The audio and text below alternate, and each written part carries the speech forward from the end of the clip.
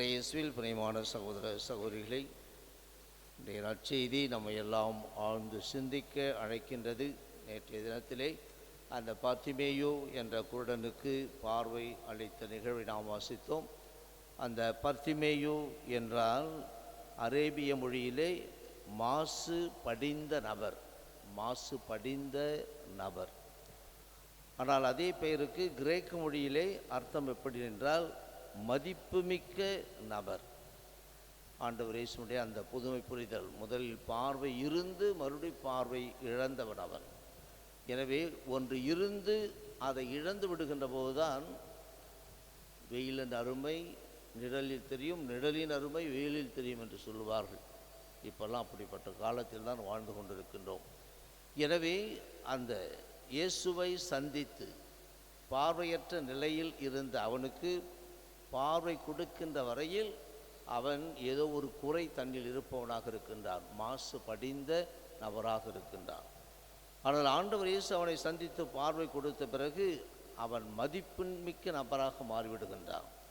பார்வையற்றிருந்த போது பிச்சை எடுத்து கொண்டிருந்தவன் பார்வை கிடைத்தவனை இயேசுவோடு செல்ல ஆரம்பித்து விட்டான், பெரிய மதிப்புமிக்கவனாக மாறிவிடுகின்றான். இதுதான் இயேசு நம் வாழ்க்கையில் அவர் சந்திப்பதால் நம் வாழ்க்கையில் ஏற்பட வேண்டிய மாற்றம் என்று நினைக்கின்றார்.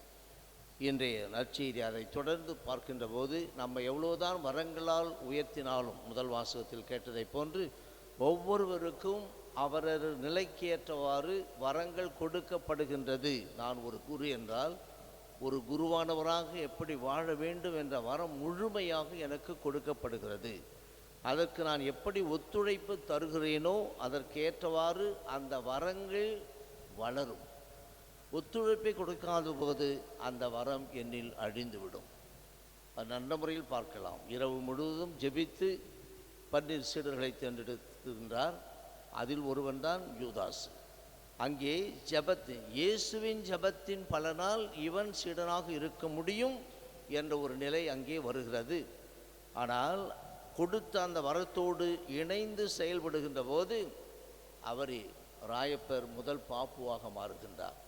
ஆனால் யூதாஸ் துரோகியாக மாறுகின்றான், நான்கு கொண்டு இறந்து விடுகின்றான். காரணம், இவன் இயேசு இரவு முழுவதும் ஜெபித்து தேர்ந்தெடுத்த அந்த மேன்மையான நிலைக்கு தகுதி இல்லாதவனாக தன்னை மாற்றிக்கொள்ளுகின்றான். வரத்திற்கு ஒத்துழைப்பு இல்லாத போது அழிந்து விடுகின்றான்.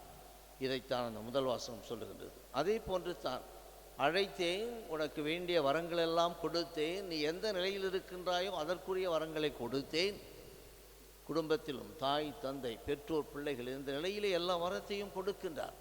அதை நீ எப்படி பயன்படுத்துகின்றாய்? பயன்படுத்த இயேசுவுக்கு மகிழ்ச்சி. பசியோடு இருக்கின்றார், பழங்கள் தேடுகின்றார், இல்லை, பசி நீக்குவதற்கு பழங்கள் இல்லை.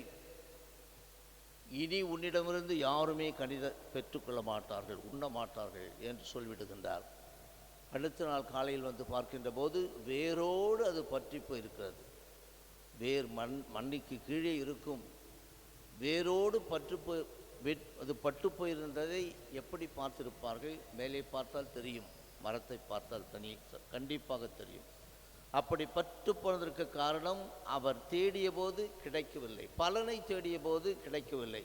ஆனால் அங்கு ஒரு வார்த்தை சொல்லப்படுகிறது, அது பழம் தரும் காலம் அல்ல என்று.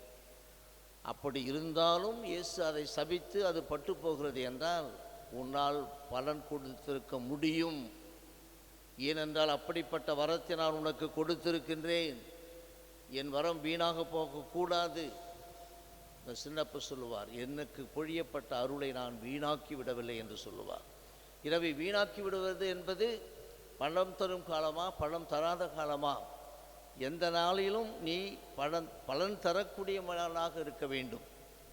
ஒவ்வொரு நாளும் வாழ்ந்து கொண்டிருக்கின்றோம். எனவே அது இல்லாத போது சபிக்கப்பட்டு விடுகிறது. அதே நேரத்தில் ஆண்டவர் இயேசு என்று சொல்லுகின்றார், அந்த மரம் பட்டு போய்விட்டது என்று அதற்கு பிறகு ஒன்றுமே சொல்லவில்லை. அவர் தொடர்ந்து சீடர்களை பார்த்து அவருடைய நம்பிக்கையை கேட்பார். உனக்கு நம்பிக்கை இருந்தால், நீ கேட்டதை கிடைக்கும் என்ற நம்பிக்கை இருந்தால் நீ எதை சொல்கின்றாயோ, மலையை பெயர்ந்து போ, மரத்தை பெயர்ந்து போ என்று எது சொன்னாலும் நடக்கும். ஏனென்றால் ஆண்டவர் இயேசு அப்பழுக்கற்ற மனிதர். உலகத்தில் பாவம் இல்லாத ஒருவர் யார் என்றால் இயேசுவை பெற்றெடுத்த தாய். எனவே அத்தகைய விதத்தில் அவர் நம்பிக்கையோடு கேட்கின்றார், அது நடக்கின்றது. அது உனக்கும் நடக்கும் என்று சீடரை பார்த்து சொல்லுகின்றார். சமாரிய பெண் பசியோடு இருக்கிறேன் என்று சொல்லுகின்றார். பசியோடு இருப்பவருக்கு உணவு வாங்க எல்லோரும் சென்று விட்டார்கள். திரும்பவும் வருகின்றார்கள். ரபி உண்ணும் என்று சொல்லுகின்றார். தந்தை கொடுத்த வேலையை முடிப்பதே எனது உணவு. தந்தை கொடுத்த வேலை என்ன? ஆன்மாக்களை மீட்பது. அங்கே ஆன்மாவை மீட்கின்றார். அழிந்து போகும் நிலையில் இருக்கின்ற சமாரிய பெண், அந்த சமாரிய பெண் என்பவள் எல்லோருக்கும் ஒரு பொருளாக இருக்கின்றார், உதாரணமாக இருக்கின்றார். அவளை இத்தனை கணவரை வைத்திருக்கின்றாய், இப்படி வாழ்ந்து கொண்டிருக்கின்றாய், நீ அழிந்து போய் என்று சொல்லியிருக்கலாம், ஒரு பலனும் இல்லாமல் வாழ்ந்து கொண்டிருக்கின்றாய் என்று. ஆனால் அதை உணர்த்தி விசுவாசத்தை உருவாக்கி விசுவாசத்தை வளர வைத்து அந்த பெண்ணை மீட்கின்றார். ஆனால் இங்கே சபித்து விடுகின்றார். நான் உண்டு விட்டேன். நம்மிடம் வந்து நின்று கொண்டிருக்கின்ற போது, பலன் திறன் நபராக நாம் இருக்கின்ற போது ஆண்டவர் மகிழ்கின்றார். பலனில்லாத மனிதனாக இருந்தால் சபிக்கப்பட்ட மரமாக, பட்டுப்போன மரமாக நாம் மாறிவிடுவோம். தினம் தினம் எவ்வளோ பலன் கொடுத்து கொண்டிருக்கின்றோம் என்று எண்ணி பார்ப்போம். அந்த எண்ணுதலின் போது அந்த பலன் எப்படிப்பட்டதாக இருக்கிறது என்று எண்ண வேண்டும். கோவிலுக்கு வருகின்றோம், திருப்பலி காணுகின்றோம். இந்த திருப்பலியால் நான் எப்படி மாற்றம் பெறுகின்றேன்?